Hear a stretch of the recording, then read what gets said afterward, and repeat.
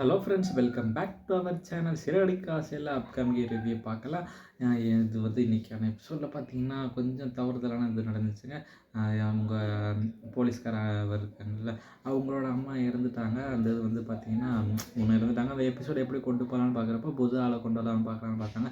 ஆனால் அவங்க இறந்துட்டாங்கள, கதையில் நம்மளும் அவங்கள வந்துட்டு இல்லாமல் பண்ணிடலாம் அப்படின்னு சொல்லிட்டு ஒரு கதையை கொண்டு வந்துட்டு முத்துக்கு செல்வத்துக்கு சண்டை கொண்டு வர மாதிரி செல்வம் அப்படியே வேகமாக ஓட்டி வந்துட்டு அப்படியே அருண் அம்மா மேலே அப்படியே அந்த டேர்னிங்கில் வந்து அப்படியே மோதி அவங்கள ஆக்சிடென்ட் பண்ணி அப்படியே அவங்களும் அந்த இடத்துல பரிதாபமாக அவங்களோட இதுவும் போயிடுது. இதுதான் இந்த விஷயம் வந்து தெரிய வந்துட்டு இந்த மாதிரி செல்வம் இடிச்சிட்டாங்கிற விஷயம் தெரிய வந்தால் உடனே இந்த விஷயம் அருணுக்கு போது. அருண் வந்து கோவத்தில் இருக்காங்க. என் மேலே இருக்க கோவத்தில் உன் ஃப்ரெண்டை ஏவி விட்டு எங்கள் அம்மாவே கொண்டுட்டியாடா அப்படின்ற மாதிரி அவர் மேலே டென்ஷனில் இருக்கார். எல்லாரும் நல்லா விசாரிக்க வந்துகிட்டு இருக்காங்களா. நல்லா விசாரிக்க வரப்போ முத்தும் அதே மாதிரி மாலையை கொண்டு வராங்க. பார்த்துட்டு நீ வராளதடா அப்படிங்கிற மாதிரி வந்து பேசுகிறாங்களா. என்னப்பா ஆச்சு முத்து, இந்த மாதிரி நல்லா விசாரிக்க வந்திருக்காங்க, அவங்கள போய் திட்டுற. இவனால தான் எங்கள் அம்மா இறந்தாங்க. இவரால் எப்படி இப்போ அவங்க அம்மா இறந்தாங்க அப்படின்னு கேட்குறப்போ, இவன் தான் இவன் ஃப்ரெண்டை வச்சு ஏதோ பண்ணி காரால் இடிச்சு இந்த மாதிரி பண்ணிட்டான் அப்படின்ற மாதிரி சொல்கிறாங்க. இவன் தான் பண்ணியிருப்பான், என் மேலே இருக்க கோவத்தில் எங்கள் அம்மாவை இந்த மாதிரி பண்ணிட்டான் அப்படின்ற மாதிரி சொல்கிறப்போ டக்குன்னு மீனாவோ ஏங்க இந்த மாதிரிலாம் பேசிகிட்டு இருக்கீங்க அப்படிங்கிற மாதிரி அவங்களும் பேசுகிறாங்க. எதுவும் தெரியாமல் பேசாதீங்க அருண், நீங்கள் பாட்டு உங்கள் இஷ்டத்துக்கு பேசிகிட்டே இருக்கீங்க அப்படிங்கிறப்ப, அக்கா இது அவர் பேசுகிற என்னக்கா தப்பு இருக்குது, இவர் பண்ணியிருக்கலாம் மாமா. சீதா தேவையில்லாமல் பேசாத சீதா, மாமா பற்றி உனக்கு நல்லாவே தெரியும், தேவையில்லாத விஷயத்தெல்லாம் பேசிகிட்டு இருக்காது அப்படின்னு சொல்லி அவங்க சீதாக்குள்ள சண்டைக்கு போகிறாங்க. முத்து வந்துட்டு மீனா எதுக்கு சண்டை, வேணாம் விட்டு அப்படின்ற மாதிரி சொல்லிட்டு இருக்கப்போ, எங்க அவங்க இஷ்டத்துக்கு பேசிகிட்டு இருக்காங்க, நீங்கள் பாட்டுக்கு அமைதியாக இருக்கணுமா அப்படின்னு கேட்குறாங்க. எவ்வளோ அவங்க சொல்லி பார்க்குறாங்க, இந்த மாதிரி நடக்காது, நான் பண்ணலைங்க அப்படின்னு சொல்லி பேசி பார்த்தாலும், ஆனால் வந்து இவங்களுக்குள்ள சண்டை பெருசாகிட்டே தான் போயிட்டுருக்கு. ஏன்னா வந்து பேசாமல் அருண் வந்து இவனால தான் நடந்துன்னு சொல்லிட்டு இருக்கப்போ மீனாவும் டென்ஷன் ஆகிடுறாங்க.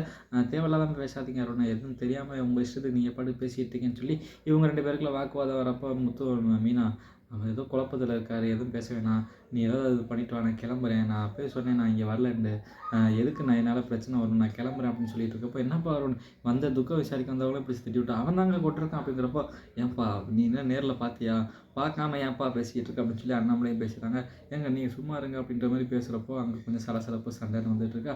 எப்படியோ கொஞ்சம் அப்படியே அமைதியாகி அவங்களும் வெளில கிளம்பி சண்டை போட்டு வந்துடுறாங்க. வீட்டுக்கு வந்ததுக்கப்புறம் இந்த ஒரு விஷயம் தெரிய வருது. அப்படியே நம்ம ஸ்ருதி வந்துட்டு இங்கே எல்லா வேலையும் முடிச்சுட்டு அப்படியே வீட்டுக்கு போகிறாங்களா. அப்போதைக்கு அவங்க அப்பா வந்துட்டு ஒரு 2 பேருக்கு பணம் கொடுக்குறாங்க. யாருன்னு பார்த்தீங்கன்னா இவர் தான் ஆள் செட் பண்ணி வந்து நம்ம நீத்துவோட காலை உடச்சதும் அங்கே ரெஸ்டாரண்ட்டில் வந்து தீ வச்சு கொளுத்துனதும் இந்த மாதிரி விஷயத்த அவங்க அம்மாவுக்கே தெரியாமல் இவர் பண்ணியிருக்காங்க. பாவம் இது வந்து விஷயம் வந்து தெரியாமல் அவங்களும் அமைதியாக இருந்திருக்காங்க. தெரியாதனால அதை பார்த்துட்றாங்க. பணம் கொடுக்குறத வந்து பார்த்துட்டாங்க ஸ்ருதி. பார்த்துட்டு நீங்கள் தான் அதெல்லாம் பண்ணீங்களா அப்படின்ற மாதிரி கேட்குறப்போ, ஏன் இந்த மாதிரி பண்ணீங்க அப்படின்னு சொல்லி பேசிகிட்டு இருக்கப்போ, உனக்கு எதிராக வந்துட்டு இருக்கா மாப்பிள்ளை இந்த மாதிரி பண்ணிகிட்டு இருக்கப்போ என்ன பண்ணுன்னு தெரியல, அதனால தான் இப்படி பண்ணிட்டாமலே, உன் நல்லதுக்கு தான் அவளை பண்ணோம் அப்படின்னு சொல்கிறப்போ, எதுவும் தேவையில்லாமல் இந்த மாதிரி விஷயத்தில் பண்ணிகிட்டு இருக்கீங்க அப்படின்னு சொல்லி ஸ்ருதி வந்து திட்டி விட்டு ரவிட்ட இந்த மாதிரி எங்கள் அப்பா தான் பண்ணியிருக்காரு அப்படின்ற விஷயத்த சொல்கிறாங்களா.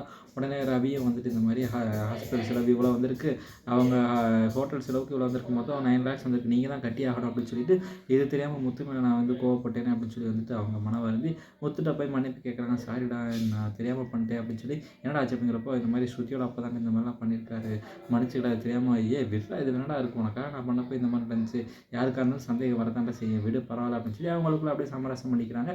ஓகே ஃப்ரெண்ட்ஸ், இந்த வீடியோ பிடிச்சா நல்லா இருந்தால் லைக் பண்ணி ஷேர் பண்ணி சப்ஸ்கிரைப் பண்ணிடுங்க. Thank you friends.